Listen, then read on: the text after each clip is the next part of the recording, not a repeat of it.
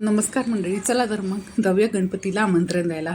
तर गणपती बघायसाठी गेलो होतो आम्ही. खूप सुंदर सुंदर गणपती, सुबक आणि मनमोहक अशा मूर्त्या होत्या की मन प्रसन्न करून देणाऱ्या. आम्हाला खूप बघितल्या मी मूर्त्या, खूप सुंदर सुंदर होत्या. तर म्हटलं, असं वाटलं कोणती फायनल करावी काही कळत नव्हतं, कारण की एवढ्या सुंदर सुंदर मूर्त्या बघितल्यानंतर मनात म्हणजे होते ना चलबिचल की बा कुठली घ्यावी, कुठलं हे करावं. मग म्हटलं नाही, आता आपल्याला डिसाईड करणं गरजेचंच आहे. मग त्यानंतर आम्ही एक फायनल केला, ज्याचा फोटो मी इथे लावलेला आहे.